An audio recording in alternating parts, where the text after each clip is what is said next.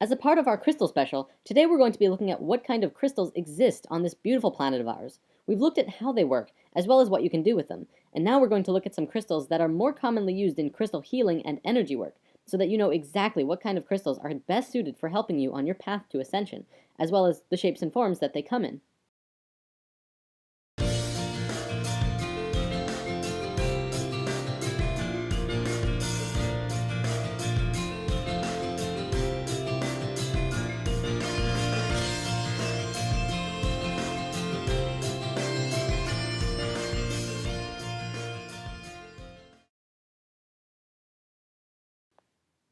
Crystal fun fact for the day: almost all crystals grow in hexagons, which we know from sacred geometry is a very pure form that comes out of the flower of life.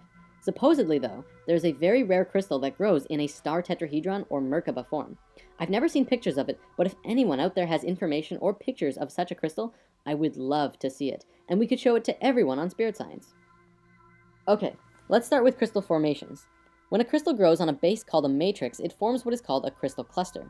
They generally look something like this and emit a massive amount of positive energy into an environment. They're great for having around your home or workspace. Most crystals grow terminated, which means pointy on one end like this. Sometimes you can find double terminated crystals, which grow in clay pockets instead of on a matrix. They are pointy on both ends and emit energy from both sides. Geodes are another great formation for having around the house. These are mineral products of volcanic bubbles. Very powerful. Crystal spheres are crystals that have been contoured into a spherical configuration. This is one of the most powerful forms a crystal can take because it emits the same frequency in all directions. When held or worn, they purify and fill the gaps in the entire auric field. If you have a larger one, you can gaze into the crystal to help with the evaluation of a present situation or circumstance. If you've ever wondered where the legends about psychics with crystal balls came from, it actually has some substance behind it. Crystal eggs are similar to spheres, but are in an egg shape. These are great for meditation and used in reflexology, zone therapy, acupuncture, and shiatsu. It contains a harmonic balance of male and female energies. Crystal singing bowls are a crystal that has been fashioned into a bowl. You play it by moving a mallet around the outer edge, and it creates an absolutely beautiful sound. If you haven't ever heard one of these before, you have to hear it in person. The sound resonates through your entire body at so many frequencies at once. It's amazing. Palm crystals are wide, oval-shaped pieces, which are great for meditation. You can get crystal pendulums, which are dowsing tools for following your intuition. The basic idea is that you hold it in your left hand and ask yourself a question, and allow the pendulum to swing. Depending on the direction, if it swings or goes in circles, it gives you a yes or no answer. Try this one out for yourself. It's actually pretty cool on how it works. Phantom crystals are very cool.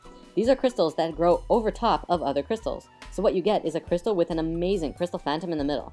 They're very beautiful, very powerful, and supposedly great for working with past life memories in meditation. A tumblestone is another word for what I call pocket stones. It's a piece of raw crystal that has been tumbled in a metal canister until it's nice and smooth, and feels like a pebble. Great for pockets and pillows. Wands are solid pieces that have been carved or smoothed into a wand shape, and sometimes have metal, wood, or other materials attached to it to design the wand. Wands are excellent for directing energy in healing work or making crystal grids. Okay, now let's look at some crystals themselves. We'll go over the basics and also note that I'm providing a PDF of all of this crystal information so that you can print it out and keep it in your wallet so that you can have a handy, quick reference guide to crystals whenever you're out and about. I can't tell you how handy it is to have when you walk into a store like this. Agate is known as the strength stone. Courage and strength for body and mind. Facilitates perceptiveness and precision. Is grounding and energetic. Balances the yin and yang energies within the body. Aquamarine provides emotional and intellectual stability and clarity of the mind, aids with self-expression, calms nerves, dispels intolerance, and helps banish fears and phobias. Amazonite aligns and balances the mental and etheric bodies, calms nerves, aids creative expression, and cuts through illusion, brings joy, clarity, and an understanding of universal love. Rose quartz is the stone of love. It balances, heals, and rejuvenates the emotions, cools hot tempers, clears stored anger, guilt, and jealousy, and encourages compassion and harmony. Calcite facilitates an awareness and understanding of nature, aids in the remembering of astral travel experiences, and alleviates fear. Carnelian aids concentration and memory, stimulates the inquisitiveness and dispels apathy, enhances attunement with the inner self. Lapis lazuli enhances awareness and intellect and enhances psychic abilities, helps overcome depression, aids creativeness and protection. Smoky quartz dispels negativity and releases emotional blocks, provides grounding and protects, as well as enhances channeling power. Clear quartz is the spirit battery, excellent for meditation, amplifies energy and thought, as well as dispels negativity, aids communication with every dimension. Amethyst is the peace stone, ideal for meditation and enhancing psychic abilities, a great calming influence, very protective and inspirational, radiates with divine love. Malachite aids intuitiveness and transformation, balances, clarifies the emotions, and clears the subconscious blocks and reduces stress. Sunstone dissolves negativity while grounding your root chakra and providing the energy of the sun in the palm of your hand, enhances the masculine nature, and is great for working on projects.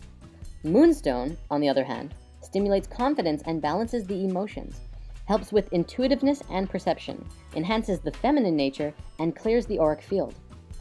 Peridot inspires happiness. This one is great for making your days brighter, strengthens and regenerates the individual, and reduces anger and jealousy.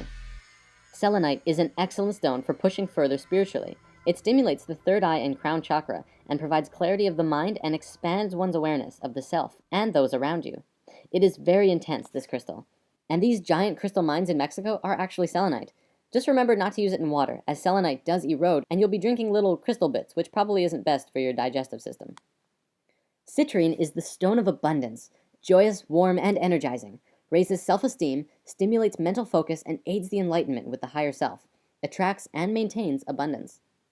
Kyanite is a fantastic stone of alignment and strength. It never needs to be cleansed or charged in the sun.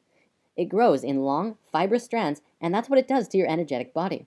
It strengthens and aligns all of your chakras to each other. Obsidian grounds and protects against negativity, aids in the understanding and clearing of subconscious blocks. Tourmaline is the protection stone, wards off fear and negativity and protects on all levels, enhances inspiration and encourages self-confidence and understanding. Sodalite rationalizes and aids clear thinking, bringing clarity and truth, enhances communication and creative expression. Tiger's Eye brings cheerfulness and optimism, enhances clarity of thought, balances the yin-yang energies, and helps soften stubbornness. Now, what we just looked at were a very basic and simple understanding of all of these crystals. If you really want to dive into each one, there are literally pages and pages of things that you can read about every individual crystal as well. The different properties they have, the energies they hold, the frequencies they emit, and the structure of the crystal themselves, and why it's relevant. There's a lot more that we can go into, and by Googling each one of these crystals yourselves, you can also find tons of more information about these crystals. Well, that about wraps it up for this episode. See you next week, where we shall discuss Orgonite and tower busting. On a trip to another dimension, destination total oblivion.